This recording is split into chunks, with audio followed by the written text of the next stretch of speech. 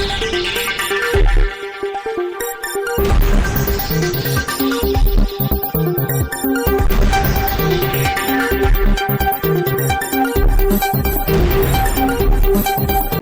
મિત્રો, આપ જોઈ રહ્યા છો શ્રીનોટ સમાચાર. ડભોઈ તાલુકા અને શહેર ભાજપ દ્વારા તારીખ 6 એપ્રિલથી 12 એપ્રિલ સુધી ભાજપ સ્થાપના દિનની ઉજવણીના ભાગરૂપે વિવિધ કાર્યક્રમોનું આયોજન કરવામાં આવનાર છે.